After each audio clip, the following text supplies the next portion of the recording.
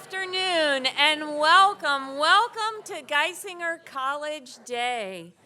I'm Julie Byerly. I have the honor of serving as the president of Geisinger College of Health Sciences, and what a joyous occasion. Thank you all so much for being here. This is our convocation, our academic gathering where as faculty, staff, and learners, plus supporters, and we're thrilled to have you with us as well, we all come together to celebrate the journey of our college. Here together today, we honor our past and embrace our future that we build together.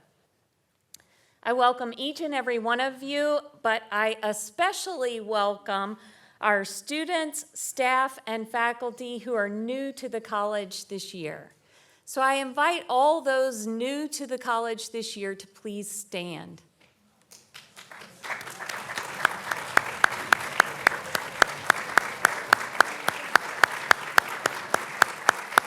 Welcome, and thank you so much.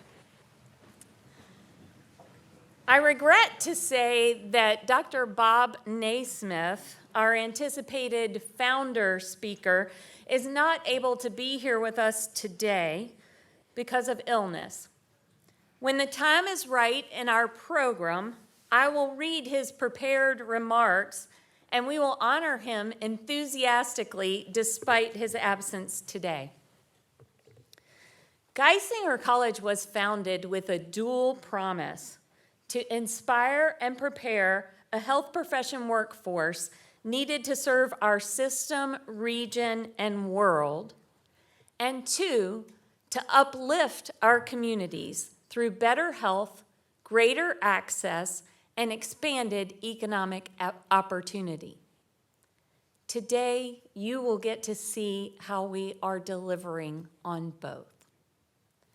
Our founding stories, both of the Geisinger Health System and our school, are inspirational stories.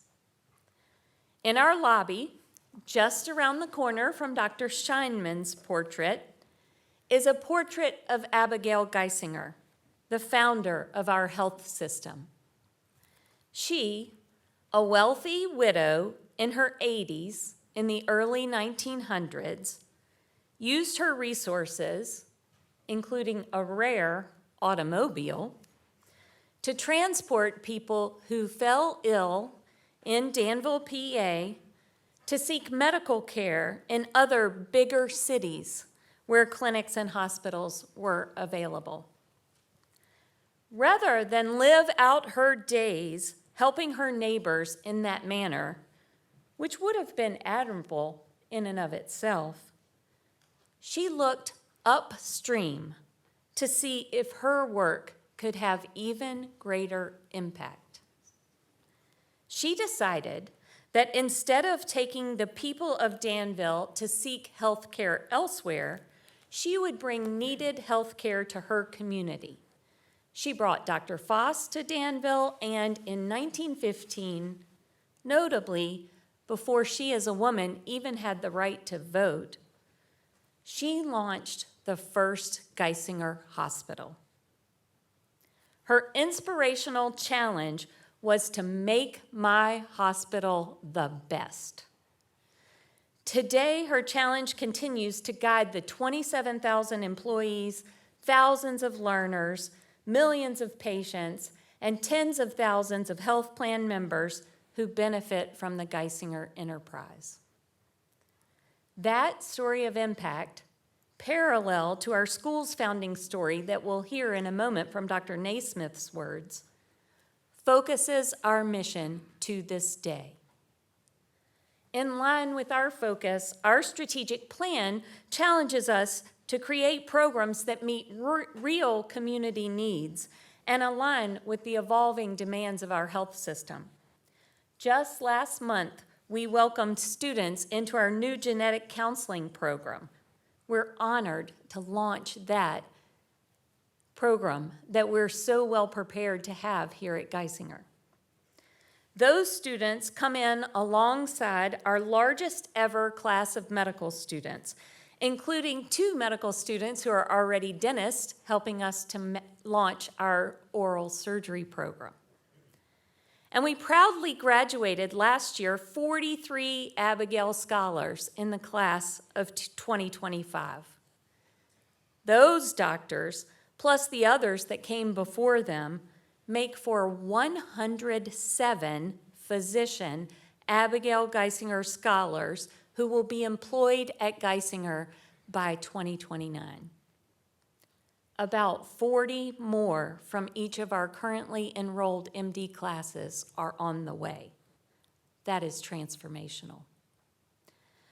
Our MBS program now offers a flexible track for working students, opening the doors to a bigger and broader pool of future healthcare leaders. Our School of Nursing held 2 commencements this year, and more than 70% of our graduates chose to work at Geisinger. That's real impact. We're expanding residencies and fellowships at Geisinger Medical Center and across the Northeast, strategically designing those programs to meet the needs of our community and our system. And our research is rooted in community, focusing solutions that can be applied right now in our clinics by care teams to improve patient care. All the while, our team members are stepping into national leadership roles, shaping the conversation around medical education, access, and rural health care. You'll hear more about these accomplishments and more from our college leadership today. But first, let's take a moment to reflect on our origins and recognize how powerfully we continue to live out our founder's vision. As I mentioned, Dr. Naismith is unable to be here today because of a recent hospitalization. I send him absolute best regards from each of us and am honored to share his words. Before I do that, I invite those standing in the back to come join us in the front if you'd like. There's plenty of space, as usual, on the front rows, but we welcome you if you'd like to come down. So let me tell you about Dr. Naismith. Bob Naismith is an amazing man. He's a faculty member of our medical school. His career spanned academia, science, entrepreneurship, and investment banking. He founded several companies in the biopharmaceuticals and life science space, and he held leadership roles at Penn State, Case Western Reserve, and the University of Scranton. And he continues to serve on a wide array of advisory boards in the U.S., the United Kingdom, and India.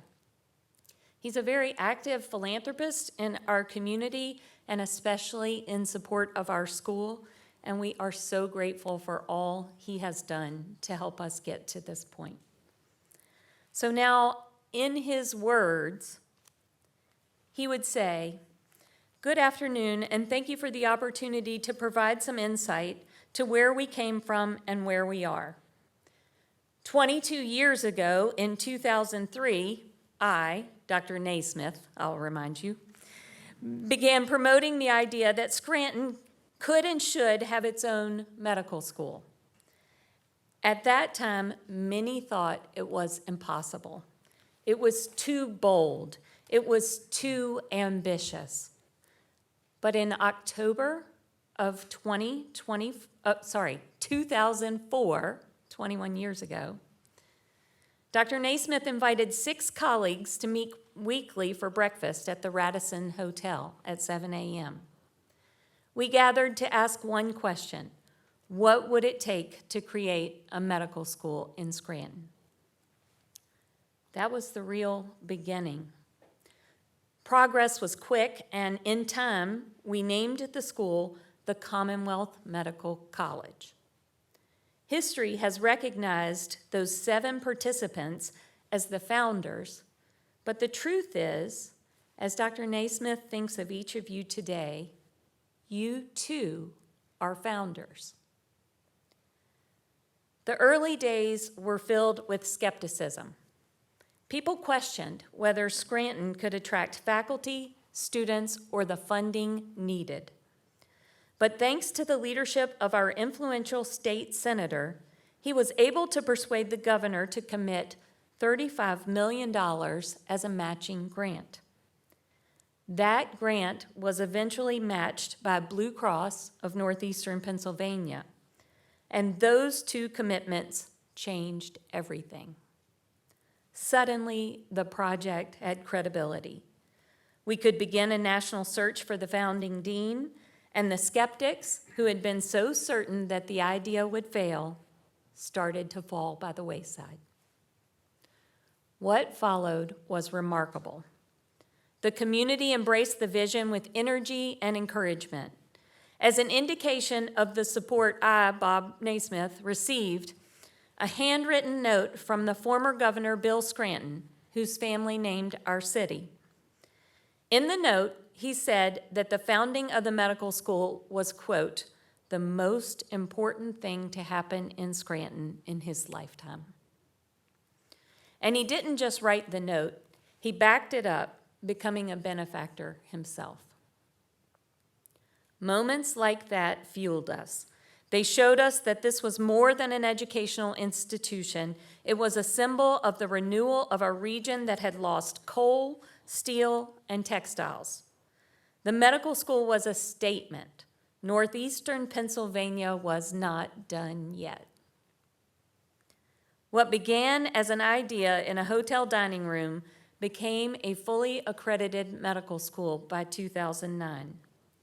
Against the odds, we attracted students and faculty of the highest quality, and in 2016, when we merged with Geisinger, our research grew even further. Since then, we have graduated over 1,000 physicians, and GCSOM has risen steadily in reputation among the nation's more than 200 medical schools. But the story did not stop there. In 2022, we founded the College of Health Sciences, which now brings together the medical school, the nursing school, the GME programs, the research enterprise, and more than 2,000 Geisinger faculty. The college secured over $41 million in external research funding last year, producing more than 1,400 publications across the Geisinger system.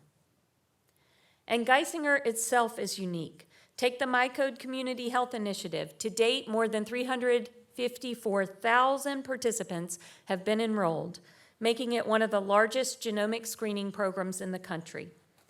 Remarkably, 1 in 30 participants screened has an actionable genomic finding, evidence that preventive and personalized medicine is not just theory, but practice here. The point that Bob wants to make is this. The concept of GCSOM is not finished. It is a work in progress.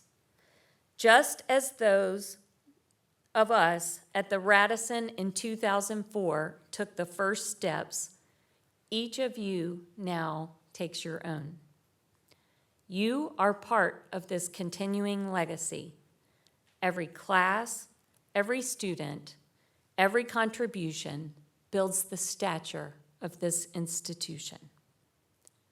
So, speaking to the medical students, as you begin this journey, remember, you are not just earning an MD. You are writing the next chapter of the story.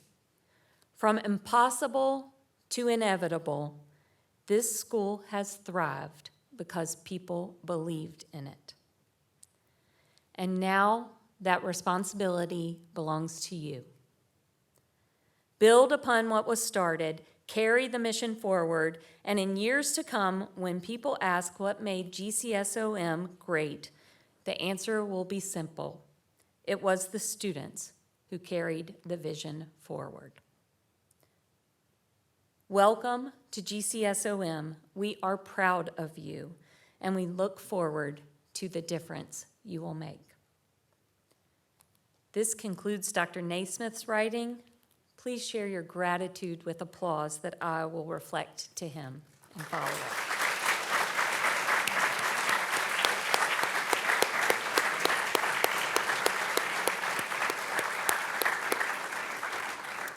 Now please help me welcome Nicole Wall. Dr. Wall is the Vice Dean for Faculty and Professional Development, the Executive Director of the Geisinger Academy of Educators, and she will provide updates from the Center for Faculty and Professional Development.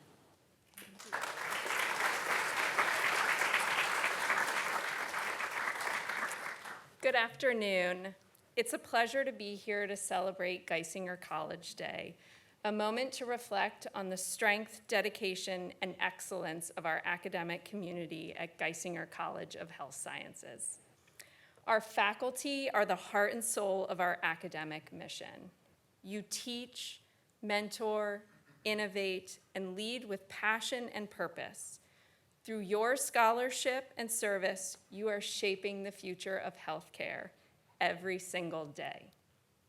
Today, we celebrate you, not just for what you do, but for how you do it, with integrity, dedication, and a deep commitment to excellence. We are proud to have over 2,000 faculty, as of today, 2,086 faculty members, serving the Geisinger College of Health Sciences. And we were thrilled to welcome 277 new faculty members this past academic year.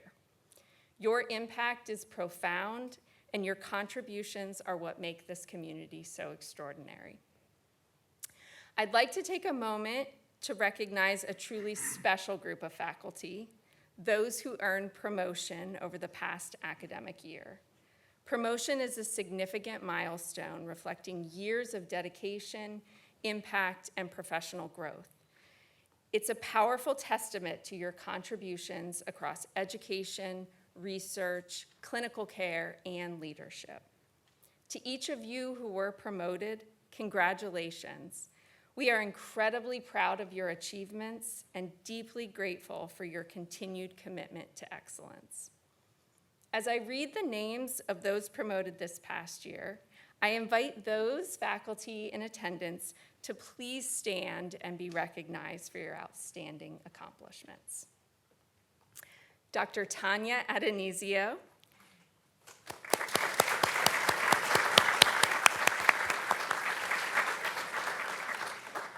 Dr. Adonisio was promoted to Associate Professor of Medical Education in the Department of Medical Education under the Education Domain of Excellence. Dr. Abbas Ali, I don't think he's here, he was promoted to Associate Professor of Critical Care Medicine in the Department of Internal Medicine under the Clinical Care Domain of Excellence. Dr. David Avila was promoted to Associate Professor of Neurology in the Department of Neurology under the Education Domain of Excellence. Dr. Siddharth Badvi was promoted to Associate Professor of Orthopedic Surgery in the Department of Orthopedics under the Clinical Care Domain of Excellence. Mr. Adam Buchanan was here. He was promoted to Professor of Genetics and Genomics in the Department of Genomic Health under the Research Domain of Excellence. Dr. Matthew Deshak.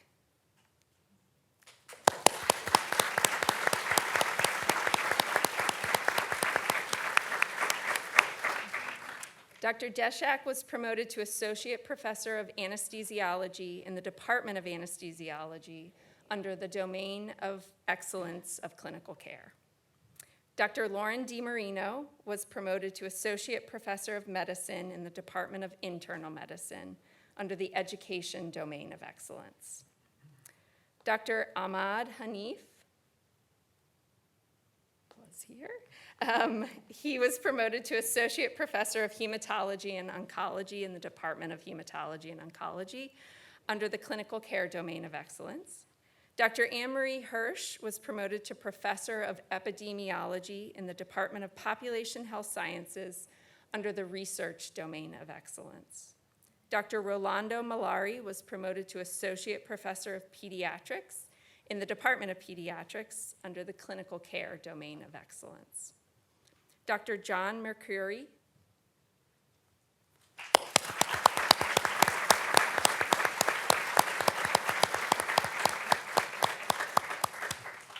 Dr. Mercuri was promoted to Associate Professor of Orthopedic Surgery in the Department of Orthopedics under the Clinical Care Domain of Excellence.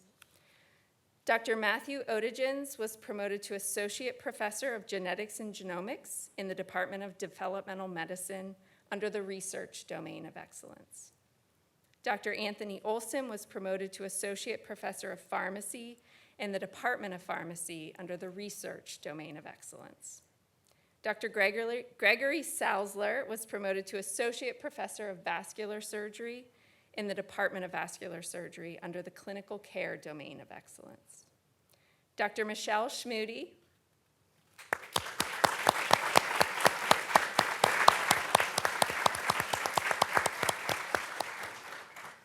Dr. Schmude was promoted to Professor of Medical Education in the Department of Medical Education under the Education Domain of Excellence.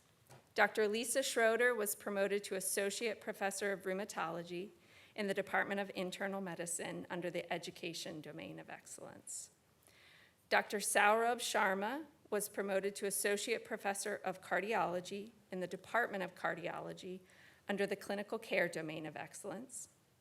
Dr. Purna Sharma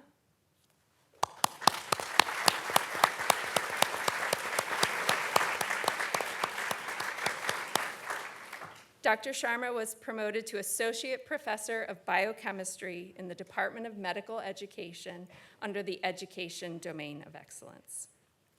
Dr. Stephen Voice, he was promoted to Professor of Cardiology in the Department of Cardiology under the Clinical Care Domain of Excellence. And Dr. Elsie Yu was promoted to Professor of Pathology in the Department of Pathology under the Clinical Care Domain of Excellence. Please join me in congratulating again our faculty that were promoted this year.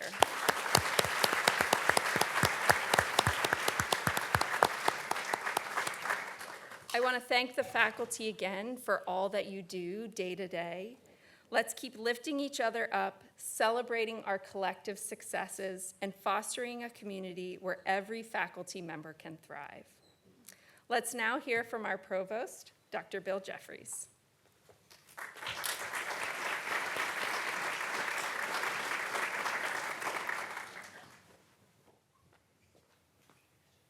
I'm a little slower than I used to be. I used to be able to beat the applause. Well, thank you, Dr. Wohl. Apparently we had prepared remarks. I don't. So got a little list here. Well, it's been a wonderful year for the college, and I just wanted to reflect on a few of the achievements, starting with the medical school. We had our first graduating class from the Total Health curriculum, and that is a huge achievement. Back in 2019, our faculty assembled to create a group of working task forces that developed this curriculum that was uniquely suited to the platform here at Geisinger. And I think we've been very successful. Our outcome data are certainly excellent. We have increased ratings of our courses and outcomes by our students. We have great objective evidence of our students' increased learning due to our embracing of active learning methods as opposed to some of the passive methods that we had. As a result, our board scores and our passing rates on national exams are up, and we're very proud of that. And the match rates and the quality of our matches are better than ever. And we completed our second year in a row with 100% placement of our students in residency programs. So the students here should feel confident that we're doing the best we can, and it's as a result of not only our curriculum and the increasing value that program directors see in the quality of our program and our graduates, but also the academic and career guidance that students are receiving by our staff and our faculty. So we're very proud of all of that, and that quality continues to grow. We are now preparing for dual accreditations this year, so a lot of things are going to change over the next 15 months or so as the faculty and a number of students are ramping up to prepare for accreditation. And this involves a self-study, which we've already kicked off this year. And the self-study is not just there to improve our accreditation status or work on that, but it's also to look at our quality and to see where in our program we can improve, and I think we will. And as I said, there's dozens and dozens of faculty that are involved in this process, and also many students as well. And each of you students, hopefully, took the survey or are taking the survey. Do you guys get it yet? I can't remember. These are the first years, so they got the survey, right? So fill out the survey if you didn't do that yet, for the independent student analysis. And this is a very crucial part of the accreditation process. So please fill out the survey and participate in any way you can, or are asked to do, when we're going through that method of improvement. We are continuing to build on our cutting-edge admissions processes that we have here. We went through a complete reform of our admissions process before, but now we're using artificial intelligence to help screen our applicants and improve the outcomes that we have. So this incoming class, a class of, what, 2030, 29, I can't remember, 2030. That class will have had some artificial intelligence, which will have removed hundreds of hours of faculty and staff time that's involved in screening applicants. So, and we're, as I said, we're on the cutting edge of that, and there's a lot of scholarship around that methodology that you'll be seeing appearing over the next year or two. We also created the Center for Medical Humanities, and this is a burgeoning effort that we are looking at. They've got a center up on the second floor of this building with a core group of faculty who are looking at integrating medical humanities into our curriculum, in which they have done, and lots of good outcomes in the scholarly area as well with them. We also have our first genetic counseling class that started this year. There's 12 students in genetic counseling. I don't know if any of them are here, but we are, again, looking at alignment of our education programs with our clinical system. And Dr. Byerly mentioned before about the importance of genetics. I'm sure Dr. Martin will also do that. But those programs have spawned the need for more and more genetic counselors, so we're making more. And we think that our program will be a unique setting and a big contribution in our region. We also started the first oral and maxillofacial dual surgery dual MD residency program here. I'm sure two of you are out there somewhere in the program, and that's a new program again that meets a need in the region and takes advantage of some of the talent that we have in the system. We're very proud of all of that, and there's many other things that are going on here, but I will, in the name of brevity, stop there. Except I do have some final remarks. As many of you may know, I'm retiring at the end of this year, and I just want to express my gratitude to all of the faculty, staff, and students here at the college.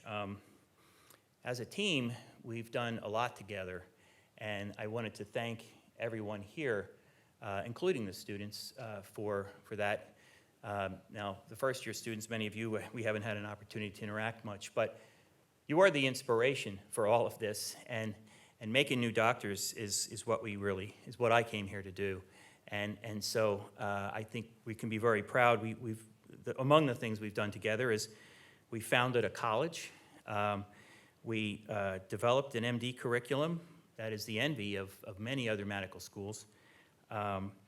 We created the Abigail Geisinger Scholars Program, which is, as Dr. Byerly said, is going to deliver hundreds and hundreds of new physicians. The Abigail program is going to change the culture of Geisinger as we move into the future, and we should be mindful of that.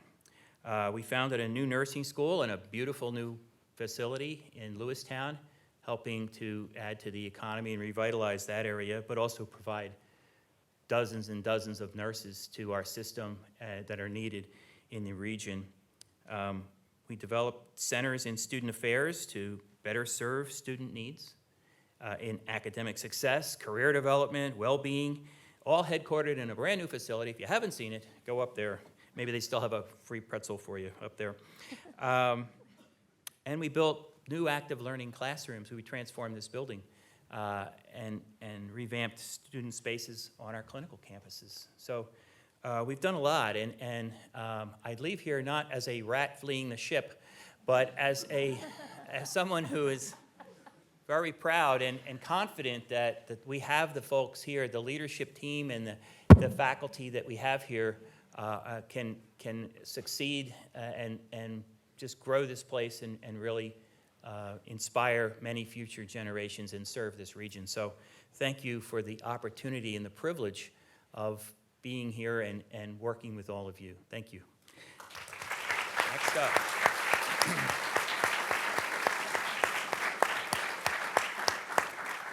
So let's welcome be prepared to be wowed, our Chief Education Officer and Designated Institutional Official, Dr. Michelle Thompson.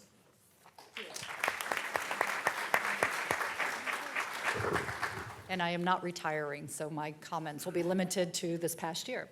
So I am Michelle Thompson. I am first and foremost a physician. I am a MedPeds physician, and I still practice in the Danville area, so look forward to seeing some of you that end up at that campus on medicine rounds.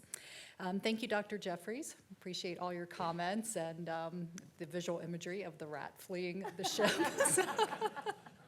It may come in with a retirement gift. So I am very grateful for this opportunity to share the exciting work underway in the Clinical Education Institute, which houses our postgraduate training programs, which we collectively call Graduate Medical Education and affectionately call GME. Currently, we have 62 accredited physician training programs, which are accredited through the ACGME. They support over 650 residents and fellows across our health system. That number is on the rise, and in a few years, it will be over 700. The majority of our programs are still located in the central region, but we are actively expanding in the Northeast, and most of our new growth has been in the Northeast region. We, this year, are very happy that we were able to launch our psychiatry program in the Northeast and took our first class of residents. In addition to residency growth, as Dr. Byerly mentioned earlier, we are tailoring our growth to the needs of the community, and we're doing that through some of our strategic fellowship programs. And so this year, we welcomed new classes in palliative care and pulmonary critical care in the Northeast region. We also recently received accreditation for hematology and oncology in the Northeast, and that's exciting because we have a new cancer center that's growing, and definitely most of us, our lives have in some way been touched by a patient with cancer, and so we know that that is a tremendous need, and we are happy to be able to provide physicians that are well qualified to meet the needs of our communities. In the Western region, which is a favorite, we do speak about our Western region because that really is the area where we feel that we most truly meet our needs to produce rural physicians. We are, even though we're in a city right now, we provide care to a lot of patients that come from rural regions in Pennsylvania, and we are very strongly committed to the rural population. In our rural region, we have a phenomenal rural family medicine residency program. I was just there the other day, and they are doing wonderful things. And we are preparing to launch Pennsylvania's first public health and general preventive medicine residency in the next 2 years. This will be not only Pennsylvania's first, but it will be one of a few, of just a handful of programs of its kind that are based in rural regions in the United States. And so very exciting, and especially with some of the news and concerns around public health, having physicians with this background and training able to lead health in our rural populations will be incredibly important. So this year we had some first two. So we marked our first match from our 3+3 program into our rural family medicine in Lewistown. We are actively engaged in the 3+3 programs with both of our family medicine. We have 2 family medicine residencies and 2 internal medicine residencies, and we anticipate continued success in future matches over the next few years. We are actively exploring opportunities for accelerated training across specialties. So more to come, and maybe more to come in time that many of you may consider thinking about accelerated training. This year has also been one where we've really invested in support for our residents and fellows, and we continue to invest in services and programming that supports well-being and success in training. We have a licensed clinical PhD level psychologist, Dr. Kelly Shaw, who leads our comprehensive well-being programs for all of our residents and fellows. She meets individually with every incoming resident and fellow every year. Almost 80% take advantage of that, having an opportunity to meet somebody, to have individual consultation to understand the needs. As a result of her work, we've been able to enact programs to ensure more timely facilitation into healthcare. That was one of the big stressors reported from our incoming individuals. So this information has actively turned over to improvements. She also provides individual consults and coaching and program level education, and provides a tremendous amount of learner advocacy through input from her lens into our policies and processes. Building on her foundation that she has started over the past 3 years, she is spearheading a newly launched team that we're calling REST, Resident Empowerment and Support Team. It is a curated resource hub that is designed to provide resources to empower and support residents through their training journey. Through this, we will be offering more tools for learning support, peer connection, and so much more. And then finally, we, and by we I mean many of the residents and fellows, are very excited about innovations in technology that have the potential to enhance both education and clinical care. Beginning in October, which is 2 days from now, our residents and fellows will have access to ambient dictation in some of the clinical settings at Geisinger. This is a generative AI tool which will streamline the tasks of documentation. Residents do a lot of documentation, so they are very excited for this opportunity. And that will allow more time for them for learning and patient care. So each year brings new growth and new opportunity for graduate medical education, and we remain committed to supporting our residents and fellows as they shape the future of healthcare. So thank you for this opportunity to share some of our work today, and I'm going to transition over to our Chief Scientific Officer, Dr. Krista Martin, and she will inform me about the work of our research institute.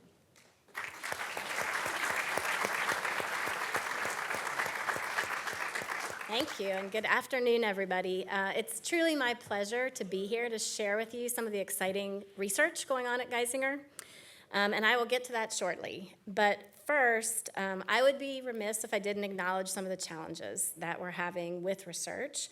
It's basically affecting our scientific discovery and our ability to really train future scientists.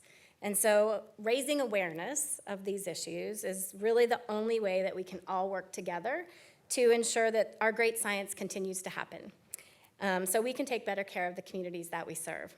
So I'm leaning on all of you to help us educate everybody on the great work we're doing in both research and education, to share that with our communities. And so I know many of you have heard through media and other channels it's been a difficult year for research across our country, with uncertainties around federal funding affecting many, many, many academic institutions. Here at Geisinger, while we've certainly been fortunate and have had less of an impact compared to others, we still have experienced our own setbacks, either through budgetary changes or shifts in areas of focus. But through this, our teams have really shown remarkable resilience. And I want to acknowledge their commitment to advancing science despite these challenges.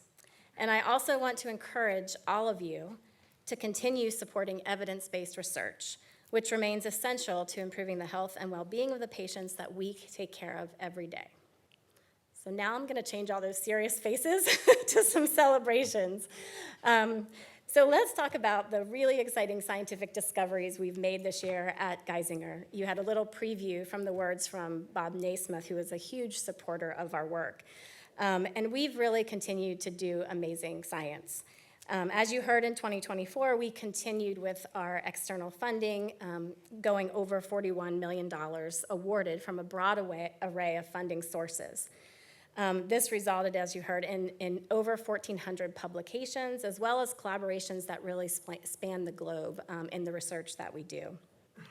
One of our recent milestones that was reported in JAMA Open has been our continued work as part of our MyCode Community Health Initiative. This is one of the world's largest genomics programs in the healthcare system, and we've now returned medically actionable results, so conditions like cancer or heart disease, informing our patients that they might be at risk for developing one of these conditions, to over 6,000 of our participants. So that means that thousands of individuals within the Geisinger system, as well as their family members, because this is genetic, will be able to guide their healthcare decisions through better information. That's a really powerful example of precision medicine in action, and we only want to do more of that. I'm happy to announce, too, given there's mostly medical students in the audience today, we're trying to look for more ways to engage medical students in MyCode. So we're in the process of developing a new program that will allow students to work more directly with the patients in this project. So please keep an eye out for this opportunity, and I hope many of you will be interested.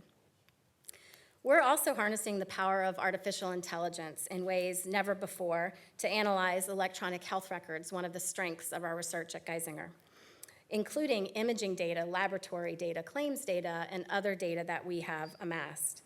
AI is really allowing us to scan millions and millions of records to answer complex questions across all disease areas, faster than we've ever been able to do before, helping us to uncover new insights into broad disease areas and become a leader in this rapidly advancing field.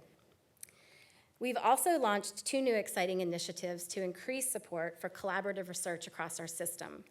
The Department of Investigational Medicine, chaired by Scott Lemaire, who's here with us today, will support a community of investigators, particularly clinician scientists, engaged in clinically informed research to improve the health of our patients and communities.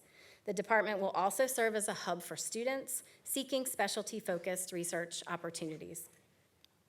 Our new Center for Women's and Children's Research is directed by Dr. Lisa Bailey Davis. We've launched this in partnership with our Women and Children's Institute to test new ideas to change care delivery and improve the health outcomes for women, children, and families.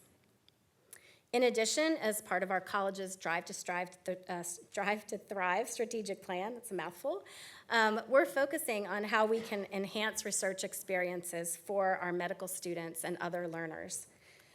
With Dr. Sonia Lobo, who all of you know here at the school, we established a learner engagement action plan committee, and we're working on several areas to better support research, including improving access to key resources that are needed to conduct research, developing training modules for research methods and scientific writing, and enhancing support for both learners and mentors, recognizing that great science is built on great relationships. We're also working on building a stronger communications program. As I said at the beginning, it's really important we communicate with our patients, our communities, on the great work we're doing so they can help see the importance of research. And so we want to make sure our faculty can work together towards shared research goals, that our learners have opportunities to join ongoing research projects in their areas of interest, and that our community knows what research is happening at Geisinger and how it might benefit them. Overall, while this year has brought some challenges, we remain committed at Geisinger to push the boundaries of scientific discovery. We want to foster collaboration and improve the health of our communities and invest in the next generation of researchers. So I hope you'll join us in those endeavors, and certainly people can feel free to reach out to me or Scott with interest in research if you ever want to learn how to get more engaged. So with that, I thank you, and it is my honor now to introduce our alumni speaker, Dr. Michael Morgan, a member of our medical school class of 2019, who is now an anesthesiologist at Geisinger Community Medical Center. Dr. Morgan.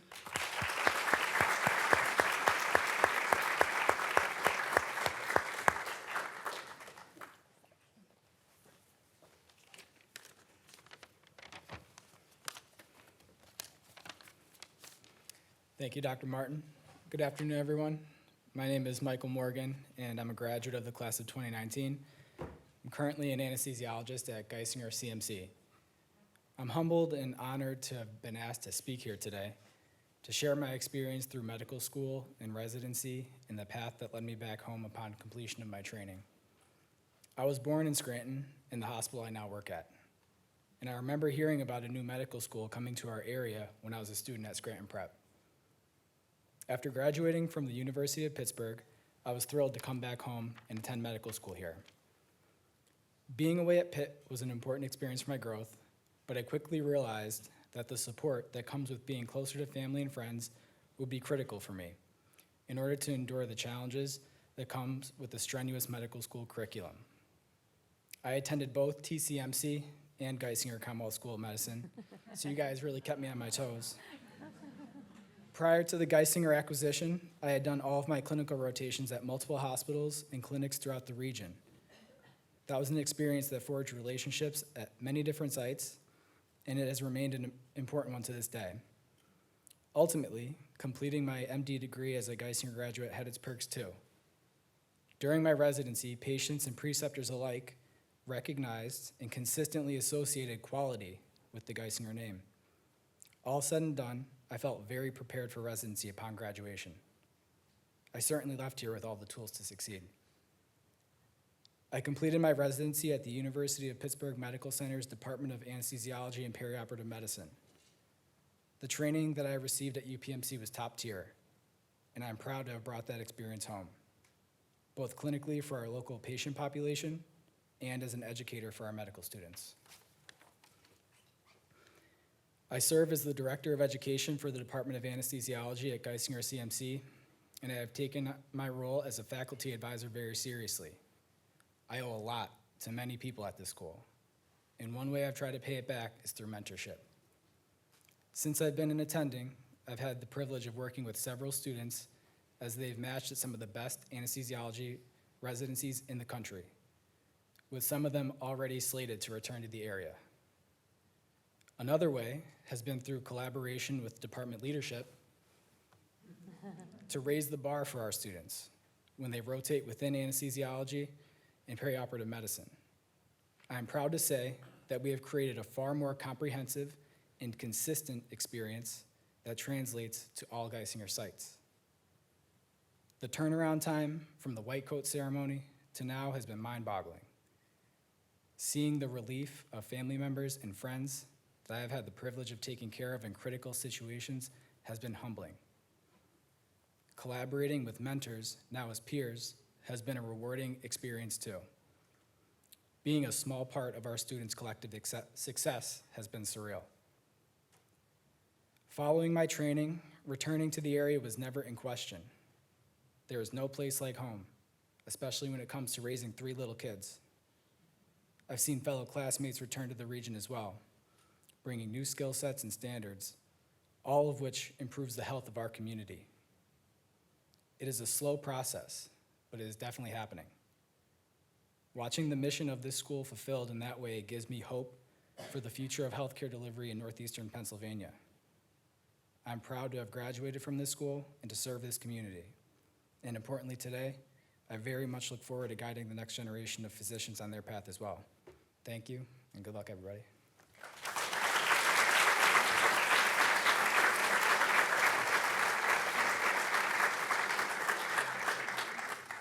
Thank you to Dr. Morgan and to each one of our speakers today. Special thanks also to Dr. Naismith for letting us read his remarks despite his unplanned absence. Our well wishes, of course, are with him for a quick recovery. So together, as we celebrate with pride our drive to thrive in 2025, we embrace our future.